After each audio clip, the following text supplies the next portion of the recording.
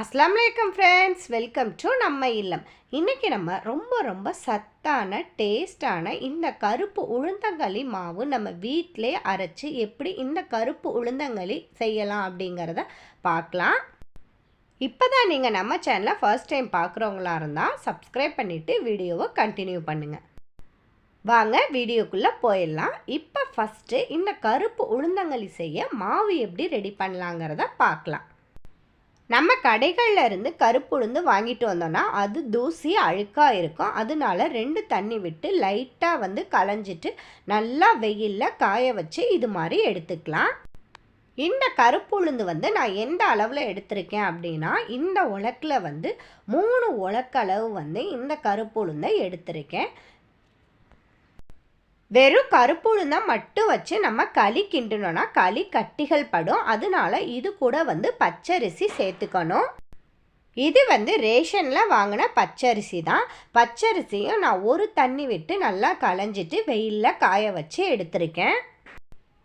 3 உலக்கு உளுந்துக்கு எந்த அளவுக்கு பச்சரிசி எடுத்துக்கணும் அப்படின்னா 1 உலக்களவு பச்சரிசி எடுத்துக்கலாம். இப்போ அடுப்பில் ஒரு கடாய் வச்சு இந்த கருப்பு உளுந்தை வறுத்து எடுத்துக்கலாம்.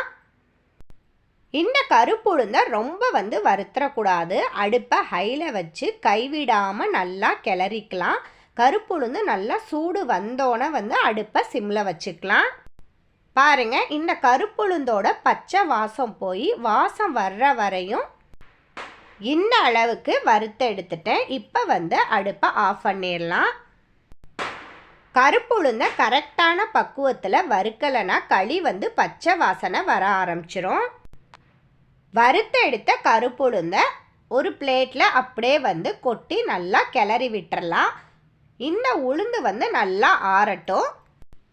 இப்போ அதே கடாயில் இந்த பச்சரிசியை வறுத்து எடுத்துக்க போகிறோம். பச்சரிசியை ரொம்ப பொரியரிசி மாதிரி வறுத்து எடுத்துடக்கூடாது.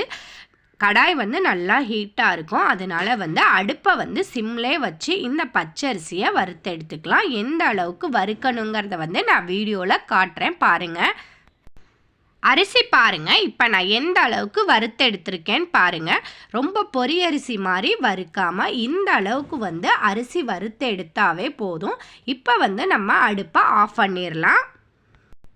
ரொம்ப பொரியரிசி மாதிரி இந்த பச்சரிசியை வறுத்துறாதீங்க. களியோட டேஸ்ட்டே மாறிடும். இப்போ வறுத்து எடுத்து வச்சுருக்க இந்த கருப்பு உளுந்தையும் பச்சரிசி சேர்த்து ஒன்றா நல்லா மிக்ஸ் பண்ணி விட்டுட்டு நல்லா ஆற வச்சிடலாம். இப்போ நல்லாவே ஆறிடுச்சு. பெரிய மிக்ஸி ஜார் எடுத்து இதை நம்ம மாவு அரைச்சி எடுத்துக்க போகிறோம். பாதியாக சேர்த்து அரைச்சி எடுத்துக்கலாம். இந்த களி மாவு எந்த பக்குவத்தில் அரைக்கணும்னு சொல்கிறேன். ரொம்ப நைஸாக அரைச்சி எடுத்துடாதீங்க. பாருங்கள், இந்த மாதிரி வர்ற மாதிரி பார்த்து அரைச்சி எடுத்துக்கோங்க. நம்ம கைகளால் எடுத்தால் லைட்டாக கொரப்பாக இருக்கணும். அந்த அளவுக்கு இந்த களி மாவை அரைச்சி எடுத்துக்கோங்க. இப்போ கருப்பு உளுந்தங்களி மாவு ரெடி பண்ணியாச்சு. இப்போ கருப்பு உளுந்தங்களி கட்டிகள் இல்லாமல் எப்படி கிண்டலாங்கிறத பார்க்கலாம். நம்ம எப்போவுமே களி கிண்டும் போது அடுப்பில் பாத்திரத்தை வச்சு தண்ணியை கொதிக்க வச்சு அதில் மாவள்ளி போட்டு களி கிண்டணும்னா கண்டிப்பாக அந்த களி கட்டிகள் பிடிக்க ஆரம்பிச்சிரும். அதனால தேவையான அளவு இது மாதிரி மாவை எடுத்துட்டு மாவில் தேவையான அளவு உப்பு சேர்த்துட்டு தேவையான அளவு தண்ணி சேர்த்து அந்த மாவை நம்ம கைகளால் கட்டிகள் இல்லாமல் இது மாதிரி நல்லா கரைச்சி எடுத்துக்கணும். நமக்கு எந்த அளவுக்கு தண்ணி தேவையோ அந்த அளவுக்கு தண்ணி சேர்த்துக்கலாம். ஏன்னா அப்போ தான் களி நல்லா வெந்து வரும். பாருங்கள், நான் தண்ணி சேர்த்தோன்னே மாவில் நல்லாவே கட்டி பிடிக்க ஆரம்பிச்சிருச்சு. இது மாதிரி கைகளை விட்டு நம்ம நல்லா கைகளால் இது மாதிரி பிசைஞ்சு கட்டிகள் இல்லாமல் நல்லா கரைச்சி எடுத்துக்கணும். பாருங்க, இந்த அளவுக்கு தண்ணி சேர்த்து இந்த மாதிரி கரைச்சி எடுத்துக்கோங்க. நம்ம கரண்டியால் அள்ளி விட்டோன்னா இந்த அளவுக்கு இருக்கணும். இதுதான் கரெக்டான பக்குவம். இது மாதிரி தண்ணி சேர்த்து கரைச்சி ரெடி பண்ணதுக்கு அப்புறமா இப்போ அடுப்பை ஆன் பண்ணி அடுப்பில் வச்சு நல்லா கிளற ஆரம்பிச்சிடலாம். களி கிளறும் போது நல்லாவே கட்டிகள் விழ ஆரம்பிக்கும்.